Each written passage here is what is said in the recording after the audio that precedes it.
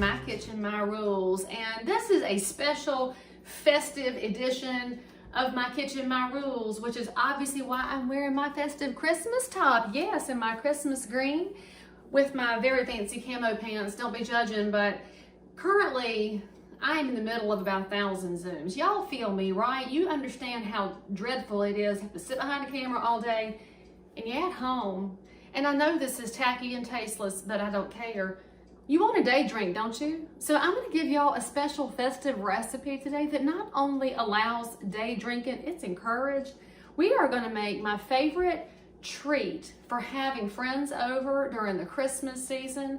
I would imagine this would go good with Hanukkah too, but I don't know really what kosher is, and so I will rely on a kosher friend to tell me if this passes muster. We're gonna make rum balls.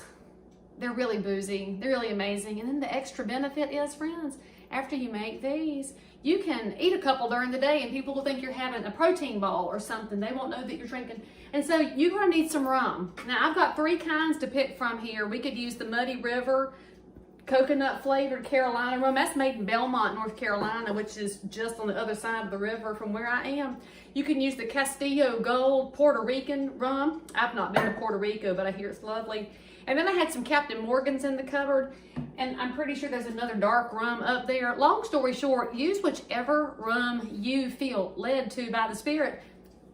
You get it, you get it. And actually, you could probably use a different one for different batches and really keep your guests excited. You need a box of vanilla wafers. See, we ain't playing here. You need a whole box of vanilla wafers. You're going to need a very important ingredient next. Y'all know, right? The best ever. What? Dixie Crystals. Did you know they made powdered sugar? Say yes, friends. Yes. All of your sugar needs can be met by this one amazing company founded in 1917. It is a regional gift. And if you do not live in the Southeast, you should probably tell your grocery store to get you some Dixie Crystals, because I bet they could. And for more recipes, you can go to dixiecrystals.com. I'm kind of hoping they'll add this one. And right now, I'm pretty sure that the Dixie Crystals people and the Vanilla Wafer people and all the rum companies are horrified that I don't have an apron on, because I should have, but I did not plan for it. You need some corn syrup. Y'all know, see, I don't usually use corn syrup. I'm usually all about the normal sugars, but this one's got that viscosity. We use that in things besides NASCAR, the viscosity to hold this together. And you need the white one. Some people call it light, some people call it white corn syrup. And you need some powdered cocoa. Now the brand I have here is Penzeys. I don't care for this brand anymore because they got really nasty with their politics in their packaging, and I'm cool with you having politics. I'm not cool with nastiness, but it was expensive and I have it, so I'm going to use it. And so that's what we need is 1, 2, 3, 4, 5 ingredients to goodness. Get your food processor out. You don't always get to use your food processor, but get it out of the appliance graveyard, and here we go. The whole thing of vanilla wafers. See, this is why you can day drink while you're making this one. Just dump it all in. And then we're gonna put the lid on. And you don't have to use the really sharp knife blade, just use that little regular one. Put all the pieces, parts in place, and then we're going to grind it all the way up until it's a real fine powder.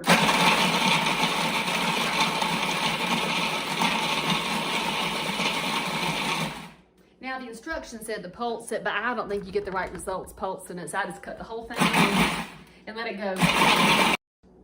Now while that was grinding for that 30 seconds or such, I could be measuring out my rum. You need about 1/3 cup of rum. So y'all tell me, should we use my coconut flavored? I think that makes really good rum balls. Plus I'm very partial to the Muddy River Distillery, and you should be too, because their stuff is real good. And if you're in North Carolina, you know you have to go to the state controlled ABC store, which is a different discussion for a different day, but it's on that special North Carolina shelf. So we need 1/3 cup of that. Make sure we're pulsed all the way down. All right, now you got it all the way ground down to a nice fine pulp. Your friends would see this and say, oh, look what a magical chef you are. And you don't have to tell them it's a bunch of vanilla wafers, right? So we're just not gonna give all our secrets away. Oh, and my friend Stephanie Walker sent me these new spoodle spangle thing. I don't remember what they're called. They have a name, I've already forgotten it, but it's real cool. I gotta give it credit for that. If somebody remembers the name of these tools that were invented by some television chef, I just appreciate Stephanie for sending me a prize. All right, so that's that. Now, we're going to add in the confectioner's sugar, which this is a new bag because y'all know I go around some sugar around this house, which is also why I run. Okay, so we need a cup of confectioner's sugar.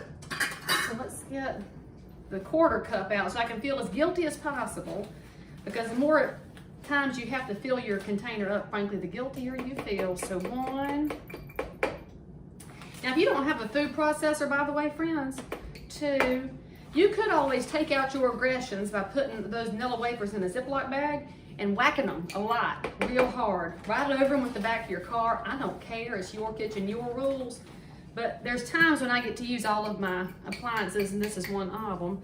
So we're gonna put that back in there. Now you need 2 tablespoons of your cocoa. And you can use any brand you want, but you do not want the sweetened one. So just for the record, let the Dixie Crystals do the sweetening. Get your unsweetened cocoa powder. Well, that's not quite a tablespoon. There we go. 1 tablespoon and 2 tablespoons. I heaped them because I do like the cocoa and I'm trying to get rid of this brand. So there's 2 tablespoons of that. Now I need to add in my white corn syrup, and I need 2 tablespoons of this right after I sat down my measuring thingamajig. So see how that's real thick, kind of sticks to the bottom of your measuring spoon here. So I'm just gonna let it roll around a little bit. See, look at that. It's kind of fascinating to watch it. It's like your kids want to make slime in the kitchen still. Makes a mess, but it's kind of fun to look at. All right, so we get that in there. Then, I'm set that in the sink, that's a mess. And then we're gonna put the lid back on. See, are y'all having a good time yet? You're thinking, Leigh, when do we start drinking? Well, I measured out my 1/3 of a cup. Nobody's rum is as good as theirs, that's Swanee. All right, we need to get this mixed in. So I generally start it, and then I'm gonna scrape it down a little bit because the dried part gets up on the sides. And I don't know if it's my skills or lack of skills with the food processor or not. But you really just want to get them combined a little bit. This is not a very intense pulsing process here. Just get them mixed in enough. All right. I feel warmer already because it's cold outside today, friends. And rum will make you feel warm on the inside. And Lord knows we all need that sometimes, which is frankly what y'all need to have a Christmas party for, because it forces you to clean your house up, forces you to cook, forces you to drink. And then if you're lucky, everybody gets chicken because of the coronavirus and they don't come. Woo!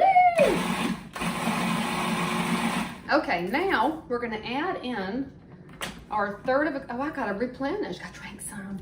We're gonna put in 1/3 of a cup of rum. Now you might need a little bit more. It's gonna depend on how the mixture comes together, because it's gotta be able to form into little balls.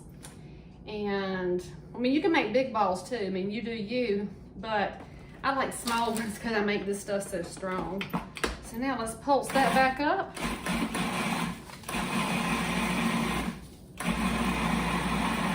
And I do recommend after you run it just a second, scrape down your edges and make sure that all of the nice vanilla wafers and sugar, this definitely needs a little more rum. Now, I'm imagining one of y'all's gonna ask me, Leigh, can I just combine all the rums? And friend, I don't know, I've never done that because I feel like that's so unorthodox, but maybe it works, I don't know. All right, now, if you go overboard putting the rum in, because I know some, then you just add in some more Dixie Crystals until your mixture is just the right amount of sticking together, because it needs to stick together just a wee tiny bit. Let's test it by putting our hand in here. So when you can pick up a little bit and just form a little ball with your hands, that's all you're looking to do. Now, here's the pièce de résistance, and that is French. Get you a little bit more Dixie Crystals. And you don't have to measure this amount. This is literally just a little bit. And put it in your bowl here. This is how you finish your rum balls, friends.